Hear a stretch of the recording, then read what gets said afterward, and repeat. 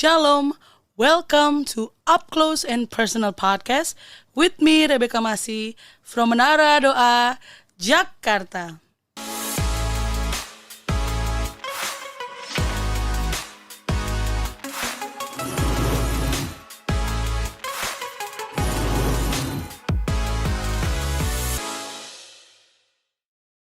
Ada sebuah lagu anak sekolah minggu yang mengatakan, hati-hati gunakan tanganmu, hati-hati gunakan mulutmu, hati-hati gunakan kakimu, karena Bapa di surga melihat ke bawah. Hati-hati gunakan tubuhmu. Hari-hari ini sosial media mengambil peranan penting bagi sebagian orang. Banyak yang memposting kegiatan mereka, baik dari kegiatan sehari-hari, hobi, jalan-jalan, flexing bahkan, atau juga ada yang memakai sosial media untuk menyerang, saling menyerang satu sama lain, saling sindir mungkin ya, atau berantem ya lewat sosial media. Masih bersama dengan narasumber saya, Ibu Elke Wijanarko. Shalom Ibu. Shalom Beka.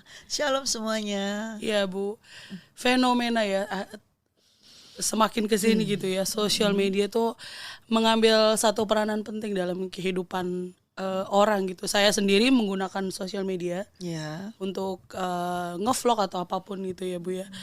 Dan sepertinya semakin kesini semakin mulai kurang bijak nih orang-orang menggunakan sosial media itu ya. Kalau dulu kita kan ngomong pakai mulut, kalau sekarang kita lebih banyak di jempol ya. Menggunakan jempol kita. Dan ketika kita melakukannya itu kadang kita tidak berpikir panjang gitu ya, apa yang kita posting atau apa itu mungkin tidak jadi berkat dilihat oleh banyak orang, karena sosial media itu worldwide ya Bu ya, semuanya orang ngelihat gitu, apapun itu bisa lewat gitu ya di beranda kita. Nah ternyata ada CCTV yang luar biasa gitu ya Bu ya, betul. Yaitu dari Tuhan yang melihat gitu ya apa yang kita lakukan, apa yang kita posting, ketikan itu. Nah bagaimana tuh Bu? Puji Tuhannya tadi Beka ingatkan tentang lagu, tentang waktu masih anak-anak sekolah minggu ya. Dan kayaknya itu sudah jarang dinyanyikan lagi kayaknya ya. Karena menurut kita udah nggak zamannya lagu-lagu kayak gitu. Tetapi ketika kita ingat lagu-lagu yang lama seperti itu ya, sebetulnya itu adalah firman Tuhan itu sendiri. Ya. Dimana walaupun saat ini kita ada di dunia saat ini ya, kita kayaknya nih, tanda kutip kayaknya kita itu bebas ya.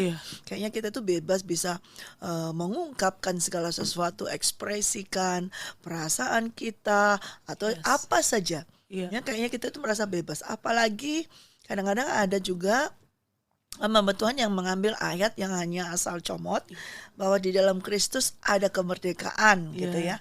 Barang siapa yang sudah dimerdekakan Kristus, ia beroleh kemerdekaan yang sungguh-sungguh. Artinya kamu bebas, kamu bisa do everything that you want, dan kemudian kamu bisa ekspresi apapun perasaanmu seperti itu. Ya. Pada saat seperti itu yang sekarang diungkapkan menurut Beka tadi adalah lewat media. Ya. Karena memang orang-orangnya juga mungkin mereka juga mulai begini. Kalau mereka langsung menyampaikannya seperti itu, nah ini kalau di golongan misalnya kelompok yang sudah beriman, yang sudah sama-sama pelayanan, nanti didengar orang kayaknya gimana gitu ya. Ada pertikaian yang secara mulut begitu ya. Tetapi lebih sadisnya lagi sekarang nggak langsung mulut, tapi bahkan lebih ke media yang bisa everybody knows ya, seperti itu ya kan. Ya menurut mereka itu sah-sah aja, itu haknya mereka. Ya, tetapi tadi lagu itu bahwa ada Bapa ini melihat dari atas. Betul, ada CCTV. Ya, ketika kamu melakukan itu memang kamu tidak mention about the name ya, sebutkan nama orang tersebut. Tapi ketika kamu mengetik atau menulis itu, yang di dalam hatimu kan kamu tahu, kamu tujukan kepada siapa ini. Betul. Nah Tuhan Allah Bapa kita, Tuhan Yesus, Roh Kudus kan tahu, dan Roh Kudus tinggal di dalam kita, di dalam hati kita kan. Kalau kita setiap orang yang percaya, Percaya kan kalau Roh Kudus ada di dalam Iya. kita, BK percaya. Amin. Nah, ketika tahu BK kalau Roh Kudus di dalam kita, kemudian kita cuman asal ketik gitu maki-maki orang misalnya, bukan, tapi nggak sebut nama even though. Tapi kan kamu tahu ini kamu tujukan ke siapa. Dan Roh Allah itu tinggal dalam kita. Tentunya dia akan menyelidiki tentang hal tersebut. Ya. Mungkin pada saat itu kamu oke, bisa berjalan. Ya. Tetapi Roh Kudus ini seperti kamu diemin aja. Mungkin Roh Kudus sudah memberikan suatu nasihat kepada kamu. Jangan lakukan itu.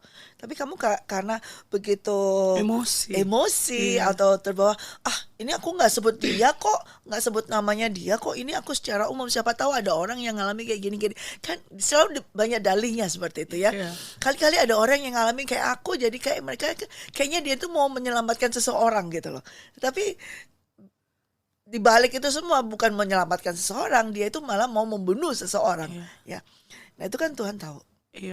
Bahkan ada juga yang mungkin maksudnya ke A, tapi yang ngerasa B, jadi sekali jalan ngebunuh kayak 2 orang gitu. Iya, ya itu karena disitulah seperti tadi ya, Tuhan selalu berkatakan bahwa kita ini dikehendaki hidupnya kudus, ya. Karena itu diberikannya kepada kita tuh Roh Allah supaya tinggal di tempat kita, di hati kita, di tubuh kita ini, supaya Roh Allah tersebut, Roh Kudus itu mengajari kita. Dan setiap hari kita dituntunnya untuk tetap hidup kudus. Dan diingini untuk dicemburuin juga. Ya. Artinya supaya kita setiap hari penuh dengan Roh Kudus. Ini barusan kita merayakan ya hari Pentakosta ya. Dan kita mendapat kasih karunia Tuhan yang luar biasa ketika kita berdoa 10 hari. Dan kemudian curahkan, kita bukan merasa ya, tapi kita tahu bahwa Roh Kudus sudah dicurahkan dan memenuhi kita lagi, memenuhi kita terus menerus ya. Supaya apa? Supaya kita ini tak bercacat, tak bercelah. Artinya bercelah itu ada rongga, kan celah itu ada rongga. Ya. Kalau hidup kita ini ada celahnya, ada rongganya. Nah, itu paling adalah kesempatan emas bagi iblis untuk masuk. Ya. Karena itu Roh Kudus harus memenuhi kita setiap hari. Memenuhi kita setiap hari dan bahkan menguasai kita setiap hari. Sehingga BK tentu ada ini ya, kita mungkin ini buat teman-teman nanti kalau ini ada diagram Walking Habitual Fellowship with the Holy Spirit ya. Dimana kita hidup di dalam Roh, berdoa di dalam Roh dan berjalan dalam Roh. Tapi gak cukup hanya di dalam Roh saja. Tapi kita harus hidup oleh Roh dan berdoa oleh Roh dan berjalan oleh Roh. Artinya berjalan oleh Roh, hidup oleh Roh, yaitu segala tutur kata, segala tindakan apapun yang kita lakukan, kita harus dikuasai oleh Roh Kudus, Roh Allah. Sehingga tidak ada celah. Tapi kalau kita masih di dalam, kadang-kadang masih ada celah nih. Nah, celah sedikit apapun itu akan dipakai iblis untuk mengerjakan pekerjaannya dia. Seperti yang BK katakan tadi. Tujuannya si A ini adalah untuk B. Ya. Tetapi ini iblis tahunya ada celah nih. Dan juga di si C ini ada celah juga. Ya. Walaupun A tidak ada hubungan, tidak ada masalah dengan si C. Tapi si C ada masalah dengan A. Ya, jadi itu kan ada celah. Nah, dengan demikian celah itu dipakai untuk iblis melaksanakan, membunuh semuanya, membinasakan semuanya. Itulah iblis. Lebih cepat malah ya Bu. Iya, karena ya seperti itu, karena ini kesempatan. Begitu iblis tahu ini ada celah, ada satu celah, yaitu misalnya emosi, marah, iri hati. Nah, itu celah. Ada kesombongan, itu lagi celah. Nah, dengan melihat seperti itu, iblis tahu ini kesempatanku nih untuk membunuh semua orang. Akhirnya tiga-tiganya mati semua secara rohani, seperti itu. Ya. Tiga-tiganya akhirnya kerohaniannya akan padam lagi seperti itu. Karena ada celah ini tadi. Gitu. Ya, tadi Ibu bilang kita memang harus hidup oleh Roh gitu ya. Berarti termasuk dalam kita berkata-kata dengan orang gitu ya. Termasuk juga di dunia maya ya Bu. Iya. Semuanya. Ya, apalagi dunia maya itu bukan dunia yang kita ditempatkan oleh Tuhan. Dunia maya itu adalah tidak ada. Dunia maya itu adalah tempatnya iblis. Dunia maya itu yang menciptakan adalah iblis. Supaya dia bisa menguasai maya daripada manusia ini. Dia yang menciptakan itu. Sejak dari awal Tuhan menempatkan manusia Adam dan Hawa bukan di dunia maya, tapi Iya. dunia yang real, yaitu tentang di mana alam roh sesungguhnya ini ada. Di sini kita berjejak, ini alam roh. Memang alam roh ada tingkatannya, tetapi di sinilah kita ini, karena apa? Kita manusia roh, Iya. maka ditempatkan pasti di alam roh. Manusia roh pasti habitatnya adalah alam roh. Ya. Kalau dunia maya itu yang tidak kelihatan, nah itu yang diciptakan oleh iblis. Dimana ketika dia menciptakan itu, dia mau supaya manusia ini berperang. Dan dia yang mengatur peperangan tersebut. Gitu loh. Dan ketika seseorang sudah masuk dalam dunia maya, itu masuk di dalam kekuasaan daripada iblis. Lebih lagi. Dan lebih mudah bagi iblis untuk menghancurkannya. Iya, betul. Karena itu adalah daerah kekuasaannya. Penguasa-penguasa di udara, itulah tempatnya dia. Iya, memang berarti kita tidak salah ya Bu kalau kita Ya. bersosial media. Tidak salah selama di Menara Doa Jakarta kan juga kita ada IG Iya, live-nya, ada IG ya, kemudian juga ada YouTube channelnya ya, Ada TikTok ya juga. TikTok juga ya. Tetapi selama itu Tuhan izinkan fasilitas itu kita pakai untuk memuliakan nama Tuhan. Dan ketika kita melakukannya bukan dengan ambisi kita, Iya. bukan dengan kemauan kita supaya banyaknya follower atau untuk supaya ini, tapi betul-betul pure adalah untuk supaya setiap orang, siapa tahu yang bisa melihat, mendengar, itu dijamah oleh Roh Kudus, oleh kuasa daripada firman Tuhan yang kita sharekan kepada media massa seperti itu. Iya. Dan kemarin juga pada saat kita Pentakosta, Ya. dalam firman Tuhan dibilang kalau kita tuh harus tenggelam gitu ya, Iya. Bu, tenggelam dalam pengurapan Roh Kudus. Ya. Tapi kebanyakan ya yang terjadi sekarang adalah kadang cuma sampai leher. Iya. Jadi semuanya oke tenggelam sampai di leher Iya, aja. itu kayak berenang kan? Iya. Iya. Tapi kepala, bagian mulut, kuping, mata itu tidak Masih. dibiarkan tenggelam Iya, seluruhnya. betul. Sehingga bisa dipakai iblis untuk membuat menyerang orang gitu Iya. ya, dengan mungkin perkataan kita yang suka gibah, yang suka julid gitu ya sama orang gitu ya, sehingga kadang nggak ada fellowship gitu di antara kita yang seharusnya kan bersama-sama gitu menyembah Tuhan dalam satu komunitas, tetapi karena ya nggak semua tenggelam, jadi masih ada mulut-mulut yang seperti itu gitu ya. Nah, bagaimana itu Bu ya? Sedangkan kan kita dibilang harus hidup di bawah pengurapan Tuhan, dan itu semuanya ya sampai ke atas-atas gitu. Tapi ya cuman leher doang gitu ya, kepalanya enggak gitu ya Bu, itu gimana? Iya. Ya, oleh itulah ketika saya mendapatkan pengajaran daripada Roh Kudus dan saya harus nuliskan ya. Di sini yaitu tentang walking habitual fellowship with the Holy Spirit. Nah, ini di sini ada anak tangganya ya, di mana di sini adalah hidup dalam daging ya. Kemudian ini hidup dalam roh. Dan sini hidup oleh roh.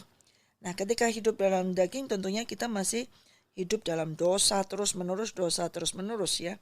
Walaupun ini bisa juga seseorang di sini ini sudah menerima Tuhan Yesus Kristus, bisa percaya, dibaptis, tapi hidupnya masih dalam daging. Artinya dosa masih berkuasa atas dia. Kemudian di sini dia sudah menerima baptisan Roh Kudus. Ya, kemudian dia hidup dalam roh, melayani yang sungguh seperti itu. Tapi seperti BK katakan, cuman sebatas sampai di leher saja. Karena di sini kan waktu tanggal 28 kemarin hari Pentakosta, saya mendapat revelation yaitu tentang sungai yang keluar dari bait suci yang dari Yeskiel 47 itu mengalir setingginya sampai pergelangan mata kaki ya. Kemudian berarti mata kaki kita itu dikuasai, diurapi oleh Roh Kudus. Kemudian sampai selutut ya, juga bisa kita itu bisa berdoa, bisa mengabarkan Injil seperti itu, sampai sepinggang, bahkan mungkin bisa ada kekuatan, ada karunia untuk menyembuhkan seperti itu, mendapat karunia dari Tuhan. Kemudian sampai seluruh badan sampai di leher dengan berenang karena sudah tidak bisa berjalan lagi, dia berenang. Nah, kalau orang berenang kan pasti kepalanya masih harus begini. Ya. Nah, kalau dia masih seperti itu berarti dia belum hidup oleh roh. Jadi dia masih hidup dalam roh. Ya. Dengan hidup dalam roh ini masih memang ada celah di mana kita itu bisa jatuh dalam dosa. Kita itu masih bisa jatuh bangun dalam dosa. Tetapi kalau sudah hidup oleh roh, berarti kita tenggelam, dive, menyelam. Bukan tenggelam saja, tapi kita menyelam. Menyelam. Ya, di dalam menyelam itu artinya kita betul-betul dikuasai oleh Roh Kudus sampai di kepala. Nah, banyak orang yang mau menerima kuasa Roh Kudus tapi tidak mau dikuasai. Artinya mereka hanya mau menerima kuasa untuk bisa melakukan segala sesuatu, tapi kepala ini, pikiran dan semuanya pusat tidak mau dikuasai. Nah, itu tidak akan bisa. Nah, sekarang ketika kita menerima kuasa, di mana orang itu harus, kepala ini yang harus mau ditundukkan, ada penundukan diri kepada kuasa daripada Roh Kudus. Bagaimana caranya? Harus sampai mau tenggelam, harus sampai mau dikuasai. Artinya hidup kita di bawah kuasa pengurapan Roh Kudus, dan dengan demikian kita hidup oleh Roh. Dan ketika kita sudah hidup oleh Roh, berarti dikuasai BK, pikiran kita dikuasai. Ya, terus point of view kita, sudut pandang kita itu sudah tidak melihat yang kita mau lihat atau manusia daging tadi yang lihat, tapi sudah manusia roh yang dewasa itu yang melihatnya. Kemudian pendengaran kita juga tidak lagi mendengarkan yang hanya yang biasa-biasa, tapi kita mendengar yang sebetulnya yang Tuhan mau kita untuk dengar. Dengan demikian kita bisa menyampaikan, mengutarakan apa yang Tuhan mau kita untuk sampaikan, kita sharekan. Kita betul-betul under, di bawah. Nah, memang banyak orang yang nggak suka di bawah kuasa. Iya benar, karena masih pengen dengan pikirannya mau berkuasa, sendiri. ya, pengen mau berkuasa, tetapi tidak mau di bawah kuasa. Iya. Nah, itu tidak akan bisa. Ya, kita menerima kuasa, tapi kalau kita mau di bawah kuasa tersebut, kita menerima kuasa dari Roh Kudus, kuasa dari Tuhan Yesus, tapi kita harus mau hidup di bawah kuasa Tuhan Yesus, kuasa Roh Kudus. Ya, karena beberapa dan pernah juga ya aku alamin gitu ya. Ketika aku bilang aku mau hidup dalam kuasa Roh Kudus, tapi kadang ada satu waktu di mana aku aku masih menggunakan pikiran aku sendiri. Kadang mulutku asal ceplos aja, nggak pakai mikir gitu kan. Dan Roh Kudus mengajarin aku gitu ya. Menegur dan mengajar. Iya, menegur dan mengajar, betul. Tentang point of view tadi yang Ibu bilang juga, ketika ada orang kenapa ya kok sikapnya sih kok gini gitu. Kadang aku udah pengen memaki-maki tapi nggak langsung ke orangnya gitu. Kalau dasar emang begini bla bla bla bla gitu kan. Tapi aku belajar gitu ya, diajari Roh Kudus tidak boleh seperti itu, dan aku harus melihat point of view-nya kenapa orang itu seperti itu. Dan aku belajar itu sih. Oh iya, kenapa sih ini begini ya? Oh karena begini. So aku nggak punya waktu ya. Aku tidak punya hak untuk menghakimi dia gitu. Mungkin seperti akan diajar lebih lagi, bukan aja BK nanti akan mendapat pengajaran kenapa orang ini begini kepada BK, tapi yang lebih lagi kalau kita hidup oleh Roh Kudus, kita akan bertanya, diajar oleh Tuhan, apa yang harus kita lakukan, atau Tuhan mau mengajar apa kepada kita, kenapa ada orang seperti ini. Jadi point of view kita bukan ke orang itu, tapi ke diri kita, bukan selfish, bukan egois, tapi apalagi Tuhan yang harus aku pelajari. Nah, itu yang untuk kita lebih deep lagi. Iya, betul. Bukan lebih higher yang lebih aku lebih mampu dari dia, aku bisa bukan, tapi kita lebih deep lagi, artinya lebih di dalam kuasa Roh Kudus, mau dikuasai. Iya, ketika kita berdoa seperti itu, bertanya seperti itu, ada orang yang masih seperti itu, kita jahat gitu, kita doanya nanti akan bertanya, Tuhan, apa sih yang mau kau ajarkan ke aku? Apa yang harus aku ubah di dalam kehidupanku? Masih ada terus. Nah, jadi senternya, fokusnya bukan dia memang masih begini. Kita tetap masih ada fokus untuk melihat dia. Tetapi sekarang kita, kalau sudah di bawah kuasa, kita melihat apa Tuhan yang mau saya, kemauan Tuhan untuk saya perbaiki dalam kehidupan saya. Nah, dengan kita fokus kepada Tuhan, itu nanti akan berdampaknya luas sekali. Radiusnya luar sekali. Kalau kita hanya melihat, dia memang punya problem gini, nanti akan ada muncul orang lain lagi, gitu. Nah, ketika kita nggak dapat bisa ngelihat apa problem mereka, kita menjadi tergoda. Ini. Tapi begitu kita dengan pelajaran, dengan semua yang terjadi di sekitar kita, itu bukan karena orang itu Tapi Tuhan mau didik untuk kita. Kalau saya diajar Roh Kudus, aku hadirkan orang-orang yang mungkin jahat-jahat di dalam kehidupan kamu. Bukan orang itu aku mau berperkara. Itu urusan aku dengan dia, Tuhan berkata demikian. Tapi aku mau berperkara dengan kamu, dengan saya. Artinya ketika ada orang muncul jahat gini, apa reaksi dan responmu? Betul nggak kamu under my authority? Betul nggak kamu under my anointing? Gitu loh. Kalau kita tetap di bawah kuasa pengurapannya, tentu kita mengikuti apa yang Tuhan ini. Sekalipun orang itu jahat sama kita, tapi kalau kita gini, tetap di bawah kuasa Roh Kudus, kita mengikuti Tuhan mau apa, Roh Kudus mau apa. Nah itu yang Tuhan mau ajarkan lebih deep lagi, lebih lagi. Nah itu yang dihidup oleh Roh. Jadi dikuasai. Jadi kita nggak bisa, karena kita masih tinggal dalam dunia, Beka. Kita tidak bisa menstop orang-orang yang jahat, karena iblis masih menguasai dunia ini. Ya, dan Tuhan izinkan itu terjadi dalam kehidupan kita.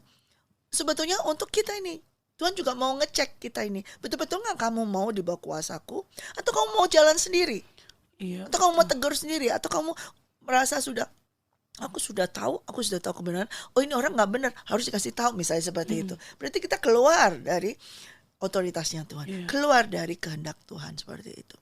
Nah Tuhan mau kita ini selalu di bawah.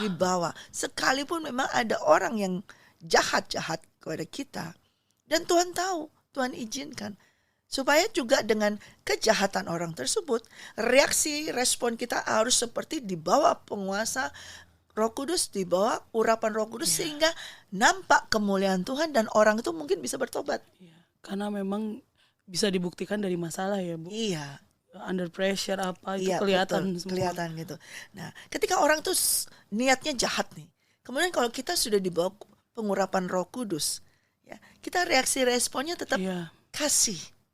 Ya, terus sekali dia jahat kita kasih, 2 kali jahat kita kasih, 3 kali pasti dia nyadar. Karena kasih yang sudah kita lontarkan itu ada powernya, ada kuasa pengurapannya dari Holy Spirit, dari Roh Kudus ini. Dan Roh Kudus itu akan masuk, dan Roh Kudus nanti akan mulai bekerja di orang tersebut.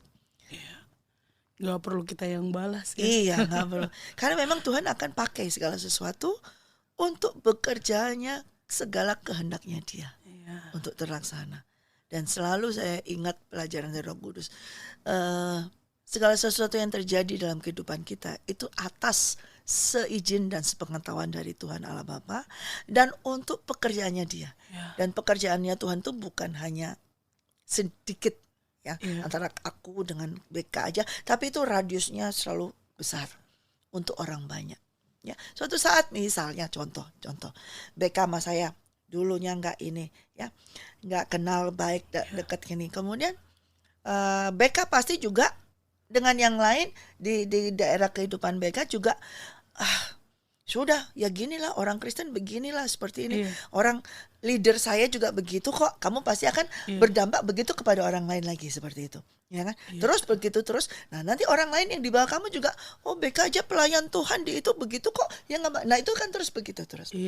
Tetapi bila Tuhan satu bersihkan hubungan kita, kemudian kita jadi baik dan kita dapat pengurapan dari Roh Kudus, dan yang saya keluarkan kasih, dan BK menerima itu, BK merasakan kasih itu, BK akan melanjutkan itu kepada orang lain. Dan itu radiusnya selalu besar, berdampak terus berdampak terus seperti itu.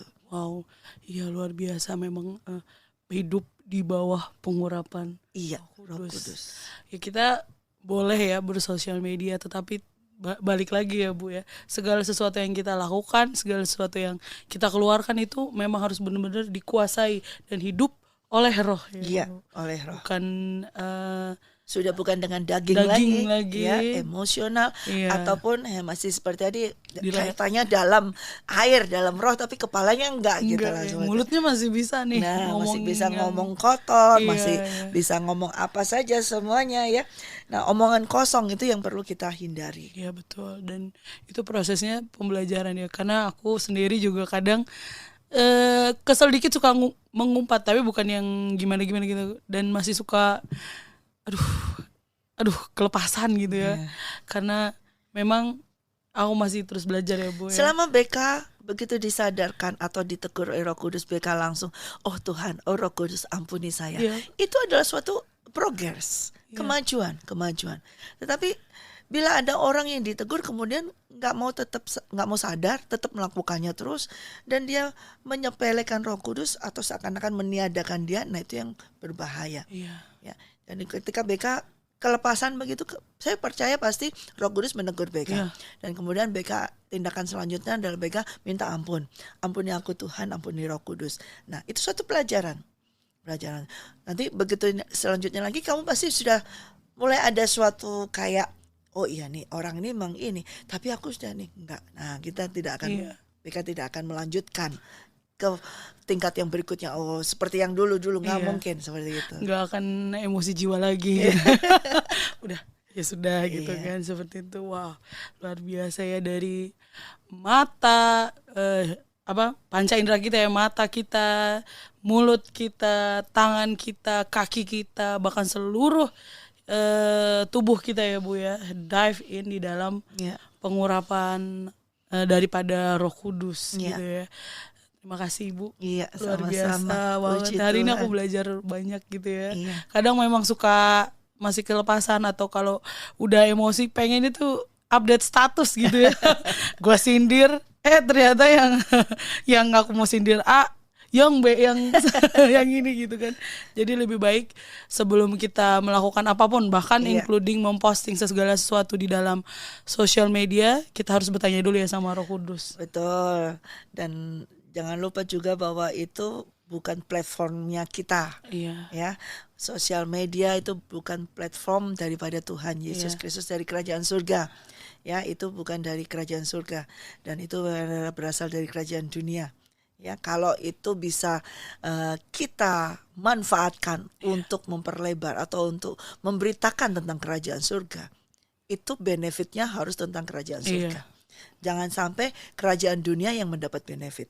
Nah, begitu ada terjadi peperangan seperti itu, nah kerajaan dunia ada, hore, dapat lagi nih mangsa, dapat lagi nih followernya, dapat lagi nih. Karena itu media ini semua adalah platformnya kerajaan dunia. Ya. Jadi kalau kita sementara kita diizinkan oleh Tuhan untuk bisa memanfaatkan platform tersebut, biarlah kerajaan kita, kerajaan surga, kerajaan Allah Bapa yang harus mendapat benefitnya. Iya, dari setiap postingan kita ya. Apapun. Iya.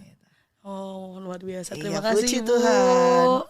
Sampai di sini dulu podcast kita pada hari ini.